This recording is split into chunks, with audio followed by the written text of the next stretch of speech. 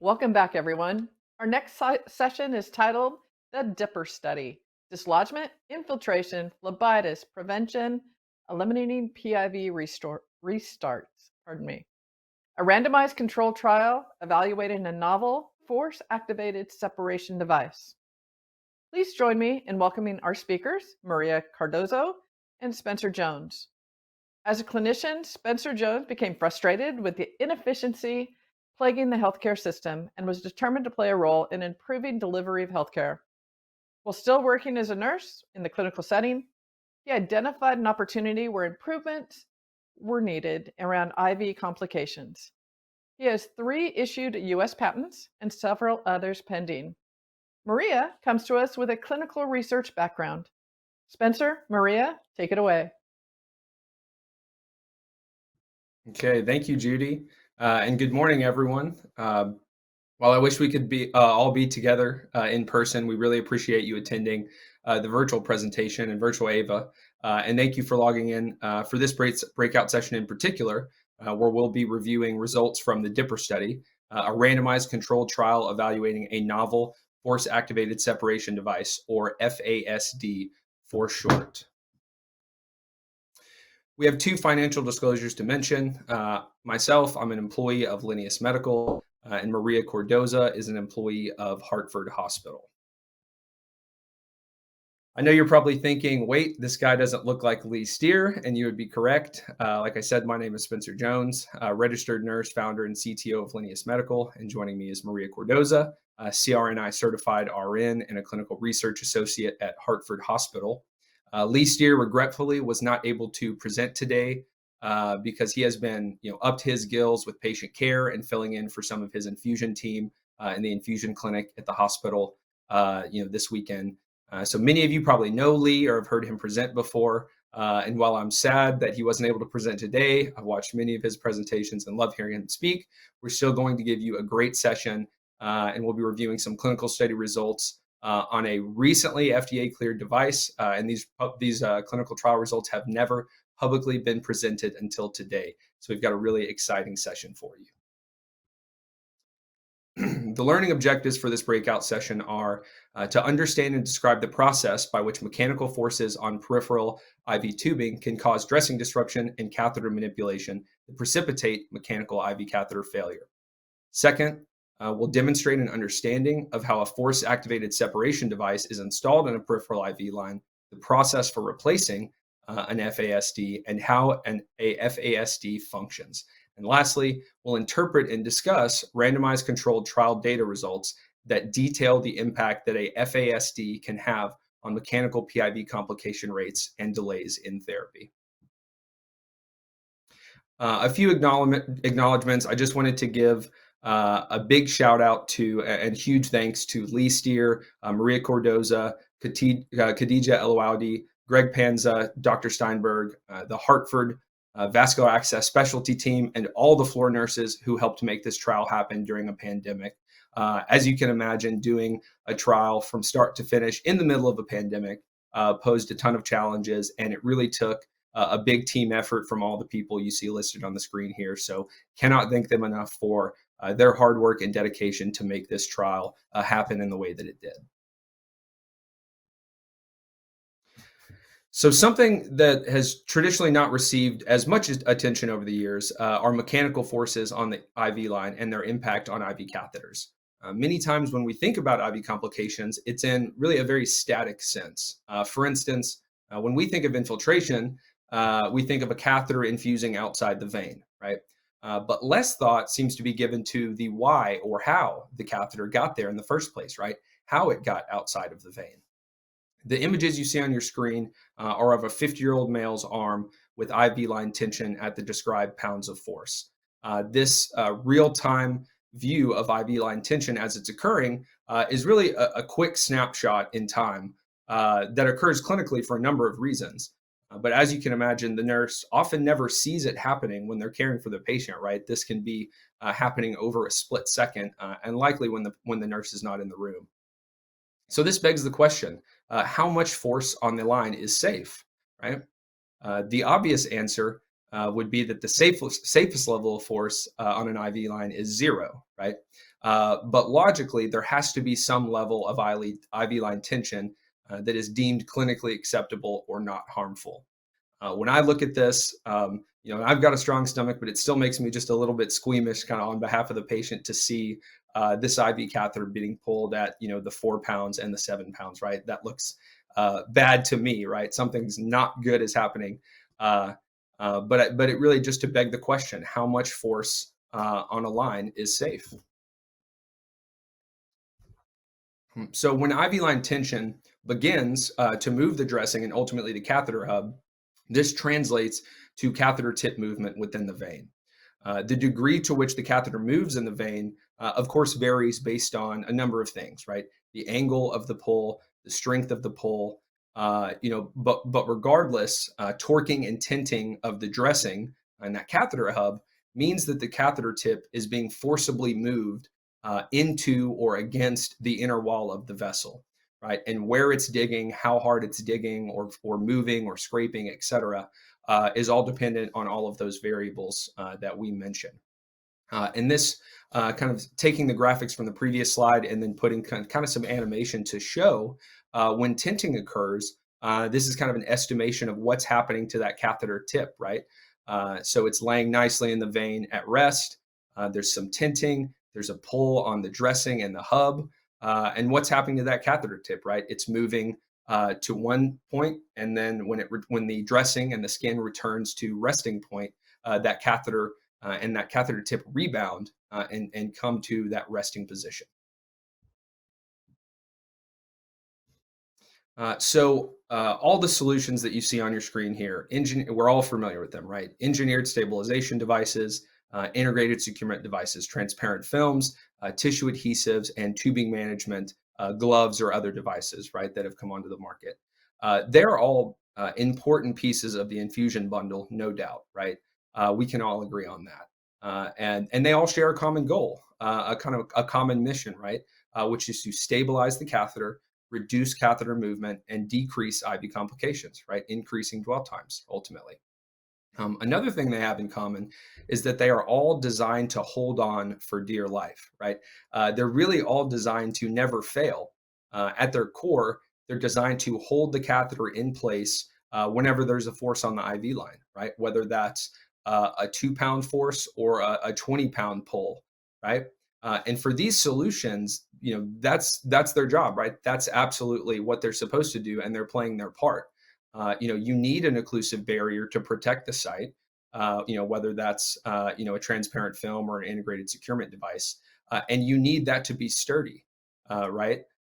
So, in view of IV line tension, all of these things, like I said, play a critical role in securing the catheter for relatively micro forces or minor pulls that happen during activities of daily living. And even the strongest of the bunch, like your integrated securement device or your engineered stabilization device, are designed, in most cases, to withstand 10 or more pounds of force before they will lose adhesion, right? Before they will, the catheter will completely dislodge. But in the case of IV line tension, that's let's say 6 pounds, right? Something short of that force that would cause the catheter to dislodge or the dressing to fully lose adhesion and rip off. What's happening to the catheter when that 6 pounds of IV line tension occurs? It's a question worth asking, right? Is this really safe for the catheter, right? For it to be subjected to 5 pounds, 6 pounds, 7 pounds of pull force, or will these pull forces lead to other complications, right? We think it's a question that is worth asking, and the answer to it, we believe, is pretty interesting. In terms of truly achieving results with peripheral IV outcomes, the literature suggests that the technology advancements we've had over the past decade have really only delivered incremental improvements to a degree. And these incremental improvements are, on the whole, unacceptable, right? And we're all familiar, you've probably all seen that table to the right from the 2015 Helm study, accepted but unacceptable, right? So even, over the years, all of the advancements that we've had, the end result is still an unacceptably high failure rate. You can see from the table, prospective randomized controlled trials, the lowest failure rate reported was 36%. The highest failure rate was 63%, right? I think we would all agree, a mean there of 46%, like the title references, is just frankly not acceptable. There was an interesting article very recently put out, I think it was earlier this month, from Nicole Marsh and Claire Ricard, published in The Lancet, that was titled, "Is It Us or Them?" And it was a really interesting title, caught my eye. Is it us or them? The us there, they were referring to as clinicians, right? Is it us, the clinicians, our protocols, our technique, our procedures in terms of vascular access care, and how we're inserting the catheter, how we're stabilizing it from a procedure and technique standpoint. And the other piece of that title, or is it them, right? And the them there is the devices, right? The devices that these manufacturers are producing, right? How they're designed, how they function. So is it us or them, right? And the thesis of that was kind of begging the question: is it what we're doing? Is it our protocols and techniques or procedures, or are these devices just frankly not designed? Not designed in a way that is going to allow us, even with the best techniques and procedures and protocols, to achieve the results we want. So I don't want to paraphrase there, that article too much, but I would suggest go out and check it out. It's a really interesting take. So moving on to the quote here on the left side, this is from Helm's 2019 follow-up to that pivotal 2015 study. And he notes that the underlying causes of catheter failure have not changed. It's still the interaction of two basic forces applied over time: trauma and contamination. Contamination kind of is the obvious one that's leading to infection, right? But trauma is the other one. And I thought this was really interesting to boil it down to really just these two key pieces. All right. If trauma is viewed as, he defines it as any force that shifts the catheter within the vein, causing tissue injury or mechanical loss of the catheter, this points to the fact that improved catheter stabilization and securement is necessary to eliminate traumatic movement and its sequelae, right? So it's a pretty kind of boiled down or distilled view, right? That we need improved stabilization to eliminate traumatic movement and the things that traumatic movement causes. So this again was a very short article, but it was very succinct and I think really called out a solid point that should be addressed. So as that Helm follow-up mentioned, if the goal is to eliminate traumatic movement, right? If the goal is to eliminate the forces that are going to move that catheter tip within the vein, let's think about this. What causes traumatic movement, right? What are the things that are going to cause that catheter to move? So I know you're all probably thinking of things in your head, and but just some things that pop into my mind. I was a med surg nurse. I worked the night shift at a large facility in Central Arkansas, and saw this happen a million times. Right, the patient's ambulating, the patient's turning, repositioning, or maybe some nurses are repositioning a patient that needs Q2 hour turns, that kind of thing. Maybe the patient's reaching out of the bed. Maybe we're doing a patient transfer, whether it's bed to bed, bed to chair, that kind of thing. You've got tubing everywhere. You've got EKG leads, right? You may have a drain, a Foley catheter. There's lots of things, that are kind of competing for your attention to keep track of, right? Tubing gets caught in the bed rail. Patient can sit on the tubing, right, or roll over on the tubing while they're sleeping. We all know that confused patients will pull on tubing. And lastly, and hate to admit this, but when I was practicing, I saw it happen. Sometimes nurses can trip on the tubing. Like I said, there's just a million things going on, and sometimes whether it's your leg or your foot or what have you, maybe you get twisted in it. But nurses can be a source of that traumatic movement.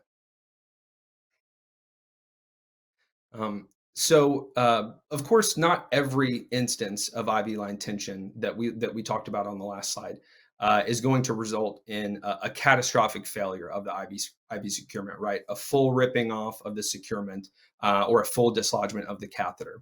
So this begs the question, what's happening before dislodgement, right?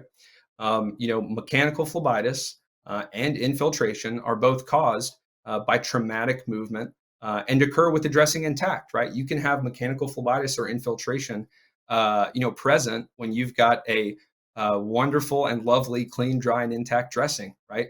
So if we know these things are traumatic force and mechanical force derived, at what level of force are these things occurring, right? This mechanical phlebitis and infiltration events, right? And we with Lee not being able to present and the poll questions, we kind of missed that. But this would have been a great opportunity. I would have loved to get the audience's view on, at what forces are these phlebitis and infiltration vents occurring. And, I think it would be very difficult to define it as one kind of singular point, one singular force on this spectrum. And as with most things, clinically, there's maybe some gray area, and it depends, right? It's more than likely it is a range, right? If you have a patient with an older patient with loose skin, they're going to have more tinting and more elasticity. And so, that force may be lower for them. If you've got someone that's younger, maybe they're a lifter or a runner or something like that, and their skin is much more taut, you may see the level of force that they can withstand before having one of these complications occur be higher. But at the end of the day, that range, can be well established through, different means of studying pull force, right? Studying securements. Um, and so it does vary for each patient, but I think we could all agree, 6 pounds, 8 pounds, 10 pounds of tension, that's too much, right? 1 pound of tension, 2 pounds of tension, likely not to harm the catheter, just things that happen during activities of daily living, right? So I'm a visual learner, and I really like this graphic just because it gave a great view of the layers of the skin and specifically where that arteriovenous plexus resides, right? Where those veins that you're sticking are. And I think this representation here that you see with the arteriovenous plexus below the epidermis and the dermis, kind of sitting on that hypodermis layer around that subcutis. If you're getting deep vein access, right, you may be even deeper than this, right? You're probably going to be a bit deeper than this if you're using ultrasound guidance. You're hitting that basilic or cephalic vein. If you're going for a more superficial vein, right, you're going to be a little bit closer to that dermis layer. But I really like this just to give that visual representation. And I created a legend here on the right side just to give a little context to the next slide. So this was kind of a conceptual presentation that we wanted to show that lays out what happens when the skin tints, right? So you can see kind of the legend there on the left representing each of those layers of the skin. And the two images that we show here, the two kind of conceptual drawings we show here are two possibilities of what happens to the skin and the vein when skin tints. So on the left side, you see here, there's a nice tint, right? And you see that skin is peaking at the top. And what you see with the vein is that the vein is tinting equidistantly with that epidermis, right? So obviously the catheter hub, right, that catheter insertion point is going to be right there on the top of that epidermis, right? So, this concept on the left side really shows, or really kind of asks the question, when the skin tints, does that vein tint equidistantly, right? The concept on the right side shows a different scenario or a different concept, right? Where the skin tints, right? It gets to that peak and the vein does elevate, right? The vein is pulled up and does tint to some degree, but it does not tint equidistantly, right?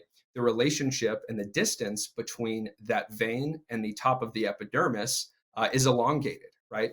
So if you've got that catheter hub that remains constant with the epidermis as the tinting occurs, that vein is going to lay deeper kind of and stay in that subcutaneous layer, especially if it's a deeper basilic or cephalic vein that you had to access with ultrasound guidance, right? And this is obviously kind of a rough drawing. I would love to have Matt Gibson, do an ultrasound view of this, or maybe Someone could use some imaging technology potentially to get a really kind of clinically, a clinical snapshot with some imaging technology of exactly what's happening. But I think we can all agree that when the skin tints, the vein is not equidistantly tinting with that skin. The more likely scenario is that there's a degree of difference between the amount that the vein is tinting with the skin and the amount that the epidermis and the catheter hub are tinting at the top. And really, that difference in distance between the vein and that top layer of the epidermis where the catheter hub resides, that's going to represent catheter tip movement, right? Any kind of, and pistoning's usually, I know, a central venous access term, PICC line term, but truly when this tinting occurs, you're going to see kind of a pistoning of the catheter out of the vein, right? And so what happens when that occurs, what happens when that rebound occurs, are things that, again, it's it's kind of a dynamic view and less of a static view of catheter movement, but something that's worth investigating more and understanding the impact it has on the catheter and the patient and their veins. So this all kind of trickles down to a really simple concept at the end of the day. Unsafe levels of force should never reach the catheter or dressing, right? This is kind of a similar echo to what Helm was speaking to in the follow-up study, right? If there are unsafe levels of force, traumatic force, that are going to move the catheter tip, they should never be allowed to reach the catheter or dressing. A pretty basic concept, but really this is kind of the foundational principle that force-activated separation devices were created around, right? This basic concept really drives kind of the thesis of force-activated separation devices. Now to get into a little bit more of the nitty-gritty about the clinical trial. The study took place at Hartford Hospital, obviously in Hartford, Connecticut. It's a level 1 trauma center. There's 867 licensed beds. So this is kind of the flagship facility for Hartford Healthcare, which is the largest healthcare system in Connecticut. One of the most interesting things about this facility is that Lee Steer has done an incredible job building up his vascular access specialty team, and that they now have more than 20 people on their vascular access specialty team staff. So they put in all the PICC lines and all the midlines, obviously, but they also put in all of the peripheral IV catheters. So in the inpatient setting, if it's a new IV, if it's a IV restart, you name it, they're putting it in. So that was just an interesting kind of wrinkle in this study that did have an impact that we'll go into here in just a bit. So an overview, as you can imagine, D.I.P.P.E.R is an acronym, right? Dislodgement, Infiltration, Phlebitis Prevention, Eliminating IV Restarts. This was a randomized controlled trial evaluating a novel force-activated separation device, FASD, against the standard of care. Throughout the study, I'll refer to this as the FASD or the device. So just to be clear on that, you can see the FASD in use over here on the right side. You've got the IV tubing at the top that connects to the device, and then that connects to the needleless connector that you can see just above that dressing. And just to be clear, one of the objectives, the FASDs are installed in the line in between the long IV tubing from the pump and the needleless connector, right? So that's where they go. That's how they're used. The aim of this study was to determine if the use of an FASD has an impact on IV complication rates. So fairly straightforward aim. The primary endpoint of the study was a comparison of total combined mechanical complications, and this included phlebitis, dislodgement, and infiltration. The secondary endpoint was a comparison in the delay in therapy and adverse events. Pretty straightforward endpoints, and I'll kind of note, this was comparison was the total combined. mechanical complications, including phlebitis, dislodgement, infiltration. And you'll see what I mean a little bit more when we dig into statistical analysis later. And also the comparison in delay in therapy and adverse events.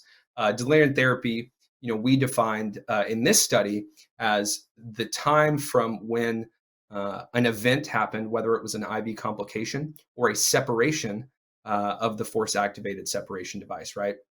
So say there's a pull on the line, the force-activated separation device separates, right, at 4 pounds. That would start the clock for that delay in therapy. The nurse would go to the Pyxis machine, grab a new device, install the new FASD, and start the infusion. And that was the end point for that delay in therapy. For an IV complication, the delay in therapy was defined as when the nurse becomes aware that the complication occurred, to when they that was the starting point, and then they had to call the VASD team, right? Have that team member come replace the IV, then they would restart the infusion. That was the end of the delay in therapy, right, for that IV complication set. This study was IRB approved, single site, prospective, randomized controlled trial. It took place from July to December of 2020. As you can see, it was really in the thick of a pandemic. This did present some challenges. At a certain point, there was a order from the Connecticut governor about who was allowed in and out of the hospital, or who could access the hospital. So there were some tangible risks, or sorry, tangible challenges, of doing this study during a pandemic. But another pat on the back to the team for pulling through. There was 287 patients in the per protocol population that were recruited. Some of the recruitment criteria: they had to be admitted to one of 6 specified med-surg and step-down units. The patient had to be 18 years of age and older. Expected to have a peripheral IV catheter with continuous or intermittent infusion for at least 24 hours. Obviously, if you have someone entering your study and you've only got 16, 18 hours of data on that patient, it's really not a quality data point. And so we tried to have patients that included that were going to have a solid duration, a solid length of stay. We excluded patients on comfort care or hospice care, COVID positive patients, patients with multiple peripheral IV catheters. At the time of enrollment, there weren't a ton of these, but there were some. And if the patient was also enrolled in another drug or device study, they were excluded. I think the IV insertion techniques, protocols, and supplies are really important to hit on, just because kind of the level of proficiency that was kind of in existence, right? Kind of the standard of care that already existed at Hartford Hospital with respect to vascular access. It was just very high, a high level of proficiency. And so to a degree, right, you would think that the results, they would have a low complication rate, right? These things are using the best stuff, right? So we'll get into it. Every peripheral IV catheter was inserted by a dedicated vascular access specialty team member. All the peripheral IVs inserted were with ultrasound guidance or vein visualization technology. The site location was great, forearm and upper arm with almost every single catheter, really targeting the basilic and cephalic veins of the forearm. The catheter length, longer catheters were used, I want to say either 100 or 98% of the time. These were 1.75 inch catheters. Neutral displacement needleless connectors were used, which again is kind of top of the line displacement. As far as the dressing and securement, integrated securement devices were used, right? That overlapping construct of those ISDs were used, and the ones used in the study were actually impregnated with chlorhexidine. And so all of that was the same for both the control group, which you'll see it as control or standard of care group for the rest of the presentation, or the FASD or device group, right? All of those things were the same for the two groups, except for the inclusion of obviously the FASD, the device being placed in the line in the device group. We used a red cap for electronic data collection. We had one IV assessment that was logged per shift for the duration of enrollment. If there was an event that happened kind of mid-shift, right, then we would have an unscheduled IV assessment take place. So, if a patient had 2 events in one shift, it wouldn't be, they would have 3 assessments. So those really a high frequency of assessments, and we were really, checking on these patients almost constantly throughout the study while they were enrolled. We took a picture of the IV site upon insertion and at every shift, right, during those once a shift IV assessments. And this was really key just for establishing context and continuity around the IVs. It was a great kind of double check, say there was maybe a missing form, that we noticed the next shift and we could go back, right? Or something missing at all, right? It was just a great piece of continuity that we had for the study data. We also had multiple choice fields, obviously, but then free-form text boxes as well to provide and gather additional contextual information. And this was really key when we're talking about, again, the why and the how of things happened, right? Okay, so this patient had phlebitis. Well, what was infusing at the time, right? What were they getting over the past 24 hours? This patient had an infiltration event or dislodgement event. Okay, what was going on, right? Was there what caused that traumatic force on the line? So this was really critical in kind of creating the narrative around the events that we were tracking. Here's a full list of some more of the data points. A lot of these are really standard, and I won't go through this list, line by line. I think the things to note are, the delay in therapy that I went over previously, but then also the infusion duration. So this was something that we captured in a binary sense. Obviously, it would have been incredibly difficult, for a number of, kind of a number of practical challenges in place to try to say, okay, this patient had 18 hours of infusion. This patient had 13 hours of infusion, right?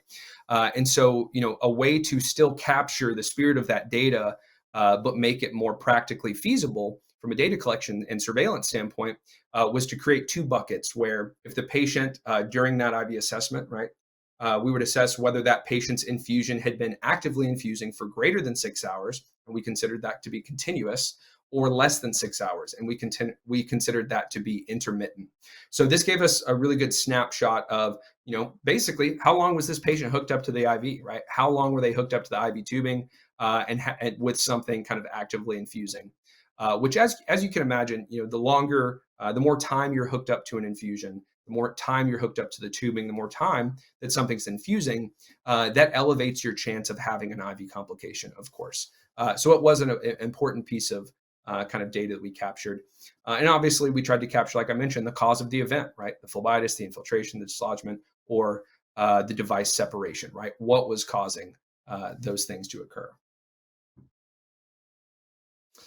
We did give surveys after the study was done to the nurses who cared for the safe break patients, as well as the patients in the study, both control group and device group.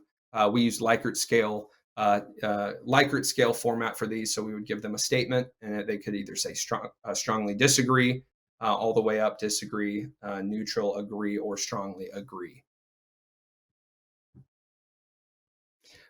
So on the statistical analysis piece, to drive that primary endpoint, we needed a minimum of 101 patients per treatment group, and this accounted for 10% attrition to reject the null hypothesis that the proportions of mechanical complications were equal. We established, the alpha was established, a p-value of less than 0.05. Had a 80% power to detect a 17.5% difference in total mechanical complications, right? Dislodgement, infiltration, and phlebitis between groups. So again, just to be clear, the study was powered, that primary endpoint, on the total mechanical complications of that group, right? The dislodgement, infiltration, and phlebitis. So for the statistical analysis specifically, for the primary outcome, we used chi-square or Fisher's exact test. And for the secondary outcome, we used a linear regression analysis. And the statistical software we used, SPSS version 26.0. So this is a nice big table that, if you guys love reading literature as much as I do, you're familiar with this format. And now, again, I'm not going to go through line by line on this, at least for the top piece, but you can see that whether it's age or gender, race, height, weight, BMI, the groups were very homogeneous, right, in almost every way. And that's what you want to see, right? So we were we thought it was great that the groups were homogeneous. I will point out kind of an important point at the bottom here, that the infusion duration frequency was different between the two groups, was different between the device group and the control group. So you can see in the device group, there was 77% of those assessments, 77% of the infusion duration assessments were greater than 6 hours, right? That continuous.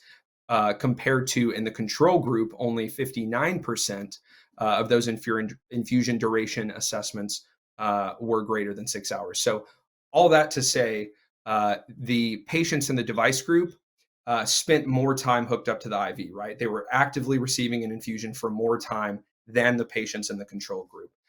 So again, I think that speaks to having a greater chance, a greater risk of having an IV complication.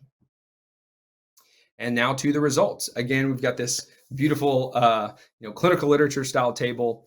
There's a slide on the next screen, or the next slide gives a little bit kind of easier to read view of this data, but you can see the individual complications there for the device group and the control group for dislodgement, infiltration, phlebitis. And then the thing I want to point out on this slide in particular is the total IV complications, right? That's that primary endpoint again, the group of those three complications. The control group had 38 total IV complications. The device group had 20 total IV complications. This reduction, the difference in these had a p-value of 0.016, right? So that did prove statistically significantly that the device group had, a statistically significantly lower number of IV complications.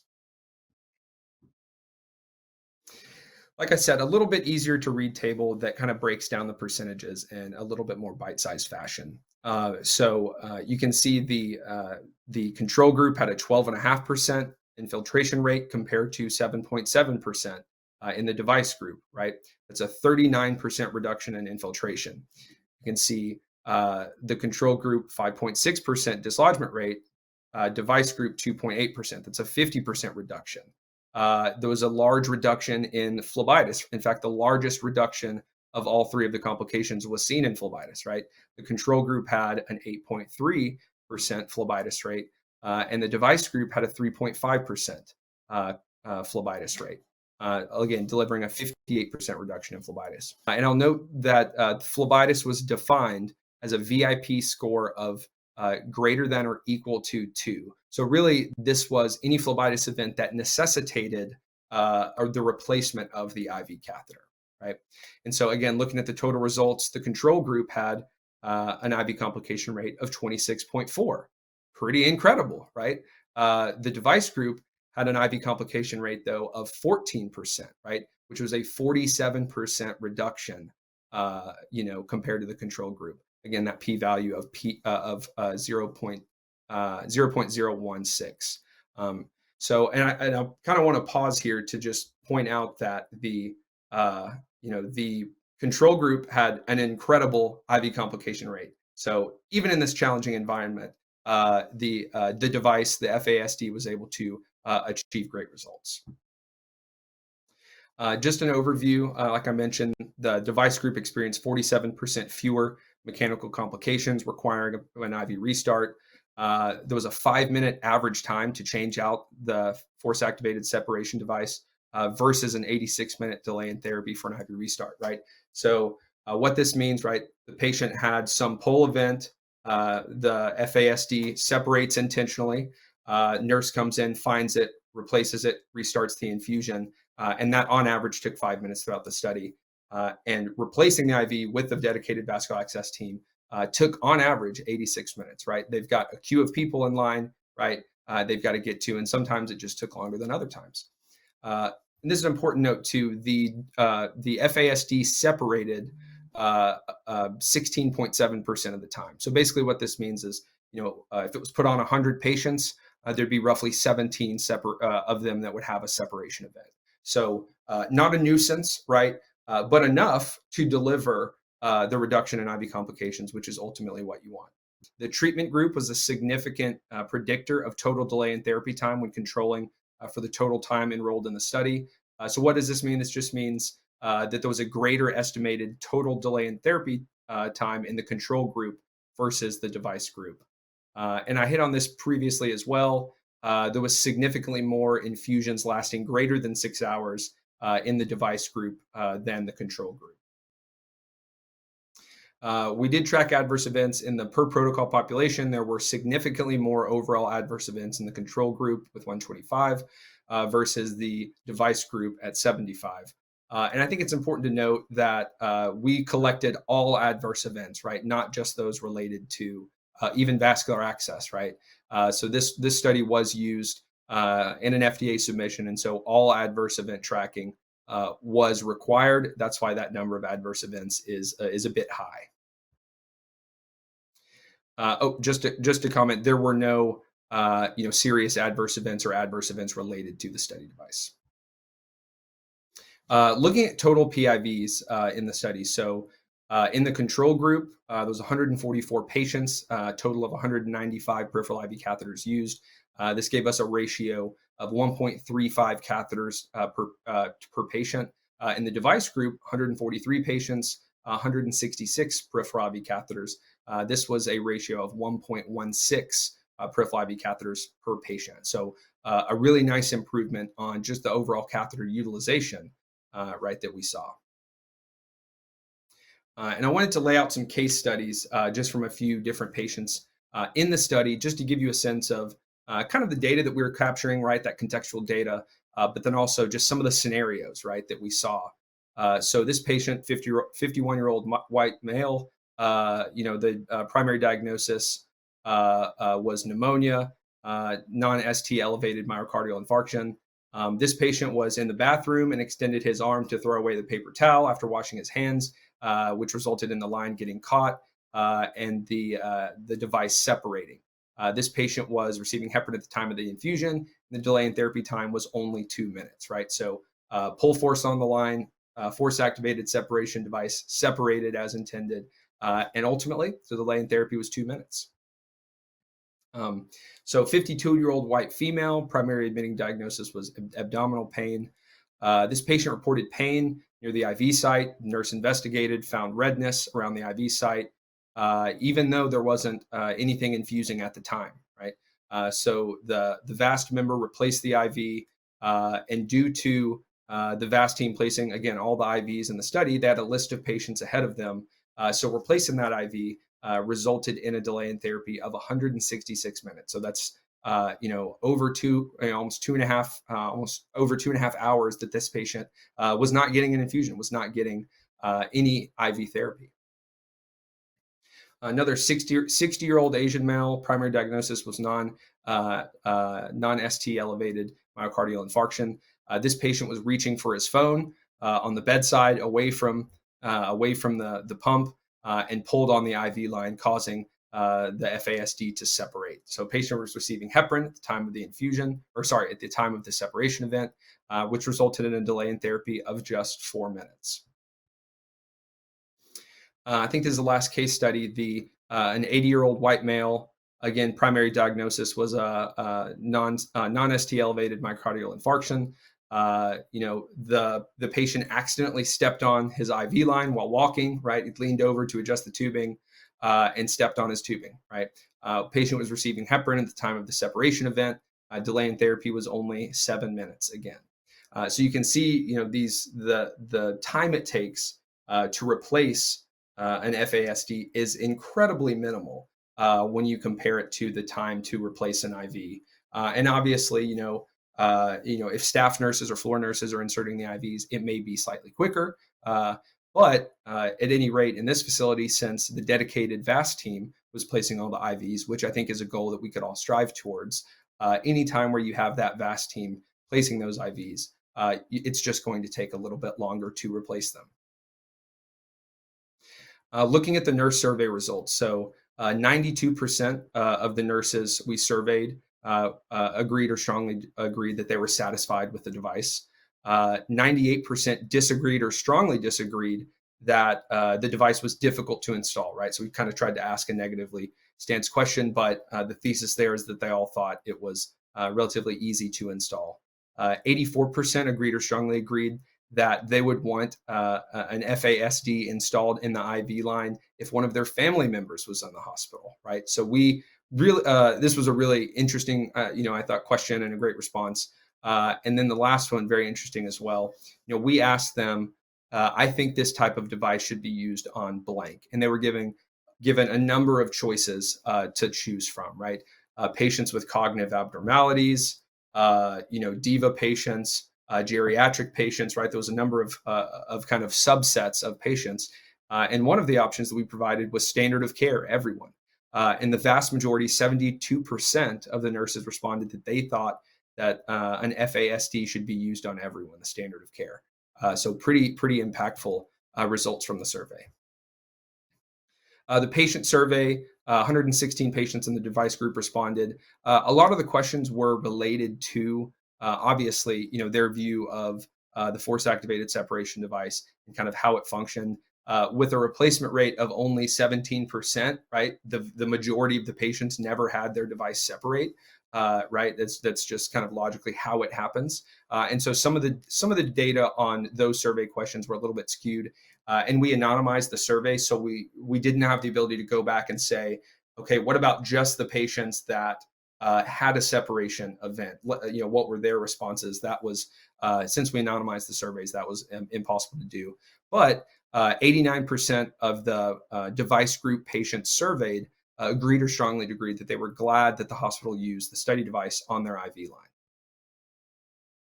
line. Looking at PIV utilization, right? So Hartford Hospital has over almost 45,000 annual inpatient admissions, right? So assuming 90% of those inpatient admissions receive a peripheral IV catheter, that means that just over 40,000 patients are going to need peripheral IV access annually at their facility, right?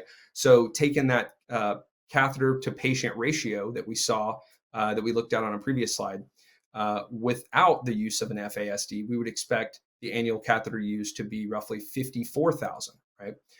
With the use of an FASD, if we saw that same catheter to patient ratio seen in the study, there'd be only 46,600 annual catheters used, right? So the difference there is 7,600 catheters, right? That's 21 less catheters per day that would have to be used at this facility. So it's a really large number of catheters that the use of the FASD is projected to decrease. Looking at the patient impact, so using 6,700 less catheters, right? Assuming a 95% first stick success rate, which is about what the first stick success rate was with this dedicated team using ultrasound guidance, right? This translates to over 8,000 less venipunctures for those patients, right? And in the control group, the average delay in therapy time from an IV restart was 86 minutes, right? So you take that 86 minutes, times that 7,600 catheter number, that translates to almost 11,000 hours of delay in therapy time that would be eliminated with the use of an FASD. That's 1,100 hours that patients are just sitting there, not getting their pain meds, not getting their antibiotics, not getting their fluid replacement, and just waiting for that IV to get replaced. And the impact on nurses, I really love this graphic. Again, visual learner here, but of just spinning plates, right? I was a med surg nurse. I know we've got lots of nurses on the line who have probably worked in a number of different units, but I think everyone can relate to feeling like they're spinning plates when they're taking care of all their patients, right? If you've got, whether it's, you're a step down unit, you may have 3 or 4, or med surg, 4 or 5, even 6 or so patients. Whenever your patient loses that vascular access, everything else kind of stops, right? And you're just focusing on that. Nurse is already stressed, overworked, right? And so, 7,600 less IV complications means a lot less stress and a lot more eased workloads for these nurses. Maybe they save that time and do some ambulating with the patient. Maybe they catch up on charting, right? Maybe they just take a breath and take a break. But the impact that reducing these complications has on nurses is real. So kind of looking at the bottom line again, if the average insertion time is 20 minutes, right? The time that VAST team member spent inserting it, that many less catheters translates to 2,500 hours of time saved for the vascular access specialty team, right? Lots of time. If you're looking at kind of just the really isolated supply hard cost, right? IV start kit, catheter, extension tubing, needless connector, of $14.40, saving all those catheters is going to translate to roughly $110,000 of just IV start hard cost supply savings. But if you look at the fully burdened IV restart cost of $48, which there's a number of kind of literature references to cite that, this translates to $366,000 in lowered cost from saving those 70 or from avoiding using those 7,600 catheters.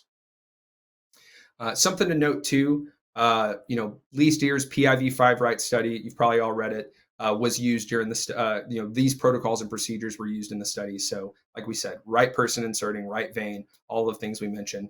And I do want to mention as well, the needless connectors used, I think I said they were neutral needless connectors. These were anti-reflux needless connectors. Just wanted to be clear about that. But all of these things translated to their control group having an incredible IV complication rate, right? So the D.I.P.P.E.R study control group had the D.I.P.P.E.R study control group had an IV complication rate of 26%, right? Compare that to the Helm study, right, which was 46%, the mean there, right? So even in this really challenging environment of Hartford outperforming, against the mean in the Helm study of 46%, the FASD was introduced and still showed a big reduction, a 47% reduction in IV complications, and delivered that 14% complication rate in the device group. There were some limitations. We did not study PICs, CVCs, or midlines. It was only peripheral IV catheters. It was conducted during COVID, which obviously posed a lot of challenges, primarily with the speed of enrollment and research staff availability. There was not a large enough sample size to show statistical significance within each individual complication, though the trends were very positive.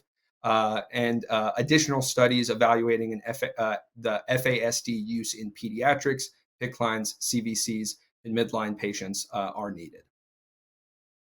Like I mentioned, Hartford's baseline IV complication rate was very low due to all of those things that we mentioned, the vast insertion protocols, et cetera. And the control group IV complication rates would have likely been different if PIVs were installed by less skilled floor nurses, right? Which is more commonplace throughout the U.S., as you all know. We estimate that if the FASD was used or introduced into an environment with more average complication rates, like somewhere closer to 46%, that the impact may be more dramatic. Some conclusions. So the use of a FASD significantly reduced overall PIV complications requiring an IV restart by 47%. Again, that p-value is 0.016. And even in a high-performing and challenging environment, right, the FASD showed a statistically significant impact, right? In preventing, and so kind of the bottom line conclusion here, preventing traumatic IV line tension from reaching the catheter with a controlled separation protects the IV catheter in a meaningful way. This is a relatively new approach, but we can say after this study definitively that preventing that traumatic IV line tension from reaching the catheter with a controlled separation protects the IV catheter in a meaningful way. I think final slide here. This was created by the FDA, right? It was a de novo clearance. And so just wanted, I won't read through the full indications for use there, but I think I do want to point out the middle piece there that of the indications for use where the FASD is intended to aid in the reduction of peripheral IV mechanical complications requiring IV replacement, right? And so just finally, before we go into the last Q&A piece, I just wanted to show, because one of the learning objectives was showing how they work, right? So you can see here, the device is installed in the line right between the long IV tubing from the pump, right? And then the needless connector, right? So you see the device here, IV line tension, and then the device separates, right? And seals on both sides, cannot be reconnected. So that's just the short and sweet on how a force-activated separation device works. And with that, I think we are ready for Judy. Thank you so much, Spencer. And I appreciate your flexibility with a little bit of technical difficulties. And Maria, welcome back as well. This was fantastic. This now ends the CE portion of our session. So be sure to jot down that code so you can claim your CE a little bit later. And we have a lot of questions for you guys, so we're going to get right into it. Awesome. Were the PIVs, well, you said Lee's team did it, so I think we know this one, but were they placed in areas of flexion? Any of them? It's a great point. So there were very few placed in areas of flexion. I think it was about maybe 6% and 2% or something like that. But primarily it was in the basilic cephalic vein, forearm, and upper arm. And there were very few. I think there were slightly more placed in areas of flexion in the device group, though. Thank you. And would any of those that were in flexion considered traumatic movement?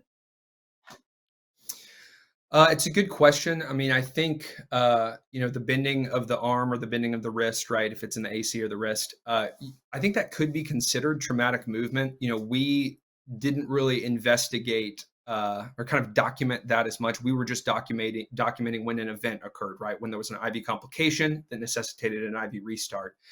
So I'd have to go and look back. I want to say that of some of the ones that were placed in areas of flexion, there were some that had complications, but I can't recall the specific complication of those catheters in areas of flexion. Thank you. Were the needleless connectors neutral or anti-reflux? Great question. Yeah, and I apologize for the error on that one slide, but they were anti-reflux needless connectors. Yes. Thank you. Now, is this device only indicated for PIVs or is it for all catheters? It's a great question. So right now, the device is only indicated for use with peripheral IV catheters. Yes. And were the we have a lot of questions. We're going to pepper Good. you Good. today. Were the infusates similar in both groups? It's a good question. The infusates were relatively similar with respect to the infusates that were infusing during the events. We didn't capture all infusates infused through the duration of enrollment for each patient, but whenever an event occurred, we did capture the infusate that was going at the time. And because we kind of block randomization right for the enrollment, we had a good mix of patients in both groups from all the different units in the same units, et cetera. So good question. Yes, they were largely similar with respect to which groups or sorry, control versus device group when the events occurred. Perfect. And I know you say that right now this is indicated for peripheral IVs, but do you envision Mhm. it going out to central lines, A lines, feeding tubes, intracranial? Yeah, no, there's a lot in that question, but yes, absolutely. We were hoping to get the indications for use on PICC lines, CVCs, midlines. We had a 40 patient study that we did at Barnes Jewish back in 2018, and we did have some central lines in that study, some central lines and some PICC lines. But whenever we were turning, that data as well as this D.I.P.P.E.R study data into the FDA, they wanted to see more PICC lines and central lines in the study before they would give us that indications for use. So right now, that would be considered off-label use. Not discussing it, but I'll just say we do have plans to do that. It's going to take an additional clinical study to get those indications for use, but right now we're not indicated for that. I want to say it is a precaution, right, to use it on those, or excluded. We're not indicated to use it on those. Sorry. Um, you mentioned it when it was disconnected, it only took 5 minutes to change. So Mhm. was the nurse immediately alerted? And what was the actual time from disconnect to new device applied? Yeah, that's a great question. So, kind of the starting point of that delay in therapy was when the nurse became aware of the separation, right? So, when the device separates, it's hooked up to the IV pump, obviously, that distal occlusion alarm is going to sound on the IV pump. So, typically, a nursing aide or the nurse would kind of hear that beeping and just go in to investigate. And so, kind of this literally the second they saw, oh, the device has separated, literally look at the clock, log it in the room, and then they would go to the Pyxis, grab the replacement device, come back in, and then install it. And then so that's kind of one time point, like this person was asking. But then in the study, we defined it as when the infusion was restarted, right?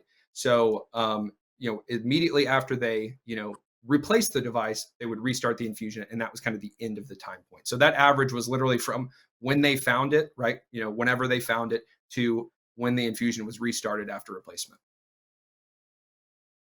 Perfect. Can you please review how it works? If it detaches when force is detected, does that mean there's an exposure while awaiting change? Right. It's a great question. It's a great question. So let's get this hooked up here. Right. So here's the device. It comes, single sterile package, hooks onto the IV tubing from the pump, right? The long IV tubing. You'd prime it through with a bit of fluid, and then you'd be hooking it up to an IV site that's already in place, right? That you've got a needless connector there, and so it hooks in, right? Patient's going about their day. Pull force occurs, right? There's a separation event. Each side seals, right? So no blood loss, no medication loss. And when it seals, the valves are buried deep within on each side. There's independently operating valves on each side that seal both sides. So it protects and keeps both sides of both the IV tubing and the needleless connector clean and sterile for up to 2 hours, right? So that's the extent that once it separates, it does seal and protect both sides for up to 2 hours. I hope that answered the question. Beautiful. It did. Is there any data on ambulatory versus non ambulatory? And will cost be a challenge to convince adaptation? Oop, just moved on me. Recommendations for use in high risk of dislodgement populations and perhaps a consideration for advocating implementation. FYI, Yeah, this is my buddy Andrea. She's been excited about this since first saw it. yeah. So what was the first part of that question again? Sorry, I just want to make sure I understood it Ambulatory clearly. versus non-ambulatory. So yeah, so we've primarily seen this primarily, envision this being used in the inpatient setting, and just whether she means ambulatory as patients that are ambulatory or patients that are maybe less ambulatory, sedated or intubated in the ICU. Really, anywhere in the inpatient setting, we see it being used well, or being effectively used. Um, and can you go forward on the next part of that question? Sorry, it was a long one. It was. Refresh me. Yeah. Do you believe cost will be a challenge to convince adaptation or adoption? Yeah, I think for hospitals are up to their gills in COVID right now. Some of them have been operating in the red, and this is a new class of device, right? They're not currently spending money on it, but the return on investment or kind of the money that they could save, right? We walked through that. I think many of the key opinion leaders have shown if you improve your vascular access outcomes, if you invest in bringing those complications down, ultimately you're going to save money because your catheters are lasting longer, you're replacing less of them, and you're saving your team time, you're saving your nurses time, right? And so from a hard cost perspective, if you achieve the results that we saw in the study, the hospital will save money, and all the soft costs, the time and all of those things. So yes, anytime you're trying to get anything to a hospital into a hospital, it's hard. Anytime you're trying to get a new device they're not currently purchasing into a hospital, that's going to be difficult as well. But the data is very compelling, and so we think we should be able to get into hospitals effectively and get implemented effectively. I think the other piece of that was implementing on high risk dislodgement patients.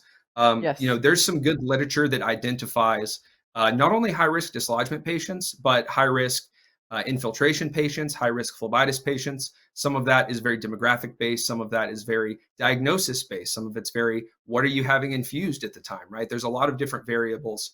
But there's a good literature review that we put together kind of as a piece of this study. And we did analyze the data in the study to see who were the high risk people, right? And so, there's a couple different buckets, right? The total high risk IV complication group is roughly about 65% of patients, is what we saw in the study. And there's a couple different buckets in that, right? Cognitive difficulties, complex comorbid and diva patients, geriatric and post-surgical. So a couple different buckets, depending on, what your census is, right? And who's the most high risk in your hospital. Well, Thank you, by the way. This was a fabulous presentation, and it's always good to see a brand new study and hear the results. So congratulations on that. But folks, we're out of time for questions right now. And we would love for you to join us back at what time? Sorry, my eyes are old here. It's a short break. We'll meet back at 1:30 Eastern to listen to a symposia supported by 3M, hospital-acquired infections, past, present, and future trends beyond COVID-19. See you there.